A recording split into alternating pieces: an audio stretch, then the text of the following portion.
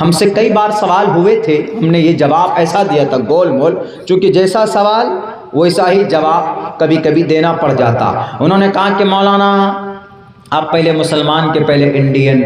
हमने कहा कि हम दोनों हैं।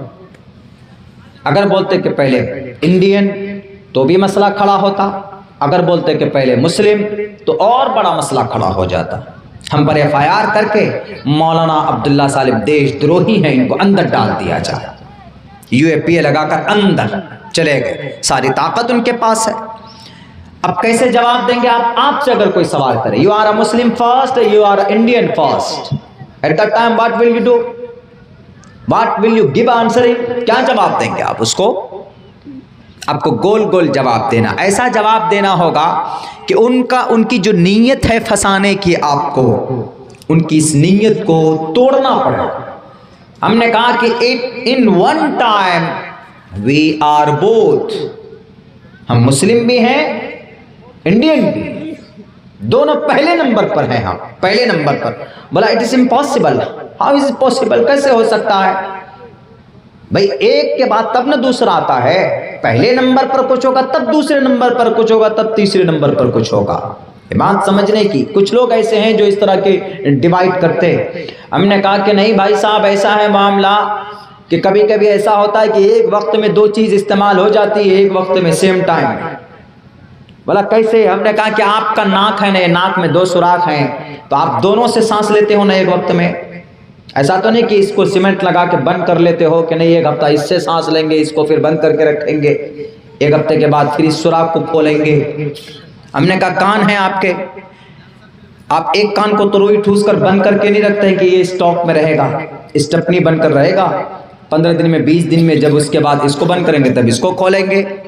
हमने कहा ऐसा तो नहीं, इन one time you used and both, दोनों को यूज कर रहे हैं ना।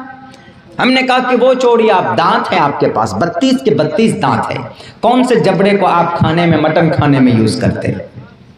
2 आंख है, कौन सा आप पहले यूज करते हैं, दायां कि बायां? बताइए कौन सा यूज करते हैं आप? बोला मौलाना ये तो नेचुरली है, ये तो इन वन टाइम दोनों इस्तेमाल होता, कुदरत के तौर पर निज़ाम है इसका, ऐसा बनाया हुआ है। हमने कहा कि इसका मतलब है कि एक टाइम पे 2 चीजें इस्तेमाल हो सकती है, एक टाइम पे फर्स्ट में पहले नंबर पर 2 चीजें इस्तेमाल हो सकती है ना। हमने कहा कि जैसे दोनों नाक से हम सूंघ सकते हैं, दोनों कान से हम सुन सकते हैं, और दोनों आंख से हम इन वन टाइम देख सकते हैं, तो ऐसे ही in one time at a time हम मुसलमान भी हैं और हम इंडियन भी हैं, हम भारतीय भी हैं। लो अब क्या करो? इस आंख को फोड़ोगे कि इस आंख को फोड़ोगे? दोनों आंख मेरे लिए बराबर। उनको तो जवाब देना पड़ेगा ना। हालांकि ऐसा नहीं है कि हम मुसलमान हैं तो हमको भारत के संविधान से, कानून से हमको मोहब्बत नहीं है, यहाँ की धरती से हमको मोहब्बत नहीं, वो एक अलग मसला है। लेकिन नहीं, ये लोग करते हैं। इन लोगों ने डिवाइड किया है, अलग अलग पार्टीशन कर दिया है, इसको अलग कर दो, इसको अलग कर दो, इसको अलग कर दो। वही तोते की तरह रटा कर भेजा उनको। एक मंत्र नहीं पढ़ा गया था उससे, हमारे नौजवान साथी मौजूद है, एक लाइन नहीं पढ़ी गई थी उससे। अगर वही मेहनत वो मंत्र पढ़ने पर करता तो उसको पता चल जाता धर्मो रक्षति रक्षतः का क्या मतलब है। अगर वो मेहनत करता तो उसको पता चल जाता यज्ञम परचुचाम एवं सतदतु तो निवोस्ति कबरितम पूर्वियम गतम कस्तद्दि विभारती का क्या मतलब है। अगर वो रेफरेंस याद करने के बजाय नतस्य प्रतिमास्ति यस्य नाम महद्दशा के ऊपर मेहनत करता तो उसको पता चल जाता कि नतस्य प्रतिमास्ति का क्या मतलब है। अगर उसको तोते के तरह रटने में टाइम जाया करने से बेहतर होता कि किसी गुरु के पास बैठकर वो अपने न संद्रुषी स्थिति रूपमस्या न चक्षुषा पश्यते कश्चनैनम इसको मंत्र को पढ़ते समझने की कोशिश करते तो उनको समझ में आ जाती। नकास्ते विदते देव न पाषाणे न मूर्णमे भावुहि देवस्तस्मादु भावुहि कारणम। उसको रटने से पहले आप उन श्लोकों को, उन मंत्रों को पढ़ते तो उनको पता चल जाता कि भाई ईश्वर आकार वाले हैं या ईश्वर नकार वाले हैं, अल्लाह को बॉडी है या अल्लाह बॉडीलेस है, उनको पता चल जाता। लेकिन नहीं, मेरे ख्याल से मजदूर टाइप के बेचारे लग रहे थे, उनको मोहरा बनाकर आगे भेज दिया कि जाओ मौलाना अब्दुल्ला साहब को उलझाओ। मौलाना अब्दुल्ला के ऊपर अल्लाह का फजल है, तुम नहीं उलझा पाओगे। लाओ कितने मंत्र श्लोक तुम्हारे पास है, इंशाअल्लाह ईश्वर ने जो सही बातें कही है मैं उसका ट्रांसलेशन करूंगा, उसका व्याख्या करूंगा। रटा हुआ कोई लोग चतुर्वेदी बोलते, मैं तो कहता हूं कि ये तुहमत है, मुझे चतुर्वेदी मत बोलिए। मैं student IAS of scholar of Islam हूं। गीता पढ़ते हैं, ऋग्वेद पढ़ते हैं, यजुर्वेद पढ़ते हैं और तालमूद पढ़ते हैं, ओल्ड टेस्टामेंट पढ़ते हैं, तालमूद पढ़ते हैं और आवास्था पढ़ते हैं, दसातीर पढ़ते हैं। दुनिया की किसी भी किताब से इस्लाम को बदनाम करने की कोशिश करेगा तो इंशाअल्लाह ये तालिब इल्म खड़ा होगा और उनके सारे गलतफहमियों का इजाला करेगा। एक एक तरफ से चुन चुन कर हवाले पेश करने की अल्लाह तबारक व तआला ने जुर्रत दी है, ताकत दी है। अल्लाह तबारक व तआला के तरफ से यह एहसान है हम पर। आप में से भी बहुत से लोग होंगे, लेकिन हम यही कहेंगे कि खामखा उलझाने के बजाय जो रियलिटी है, जो ट्रूथ है, उसको सामने रख कर के बात किया जाए और उसको समझने की कोशिश की जाए। ये नहीं कि ये मुसलमानों का कुरान है, ये हिंदू भाइयों का।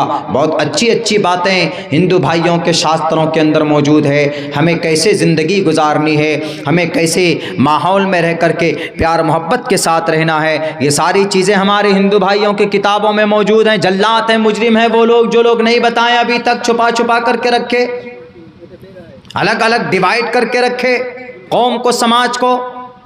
मेरे भाइयों, चूँकि वक्त भी बहुत हो चुका है, 1 बज चुका है और आप सबके भी 1 बज चुके हैं चेहरे पर।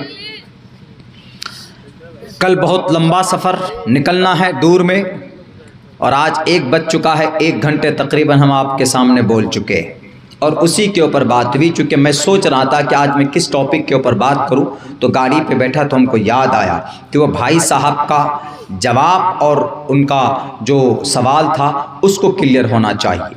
वो चीज़ हमने तकरीबन समझाने की पूरी कोशिश की है वेदात की रोशनी में, कि अवतार होता है तब जाकर वो इंसान, वो ईश्वर इंसान मुजस्सम वाला बन जाता है, लेकिन फिर उनके पास वो ताकत नहीं होती जो एक ईश्वर की होती है। तो ये चीज़ें समझने से ताल्लुक़ रखती हैं। अगर कोई समझने की कोशिश करेगा तो समझ पाएगा, लेकिन अगर हर धर्म और ज़िद्दी बन जाएगा तो फिर वो कभी भी ना तो ईश्वर की तरफ से कृपा होती, ना तो अल्लाह की तरफ से उसके ऊपर कोई मेहरबानी होती कि ये बंदा चलो सुधरने की कोशिश कर रहा है तो इसको थोड़ा रास्ता बताओ। नहीं, जब आदमी कोशिश करता है तभी अल्लाह तबारक व तआला रास्ते हमवार करते हैं।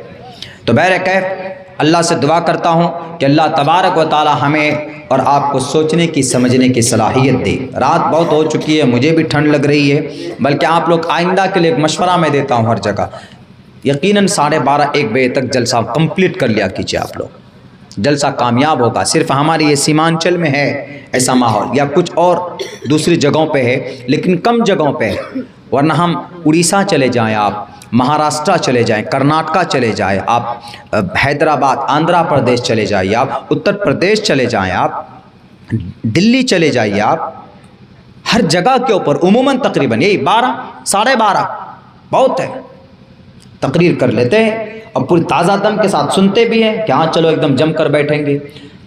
यहाँ तो अल्हम्दुलिल्लाह आप लोगों के यहाँ फिर भी 2-2:30 बजे, हमारे इलाके में चले जाइए, अल्लाह भला करे, पूरी तैयारी के साथ आते हैं, पूरे बिस्तर लेकर आते हैं, नंबर लगाकर बैठकर सुनते हैं। 2-3 आदमी आए हैं तो एक आदमी सो जाएंगे और 2 आदमी सुनेंगे तकरीर, उसके बाद उसको उठा देगा, फिर वो सोएगा, फिर तीसरा आदमी सुनेगा तकरीर। ऐसा होता है। नहीं भाई, ये जलसे का ये निज़ाम नहीं होना चाहिए, शरीअत एतबार से ये मुनासिब नहीं है।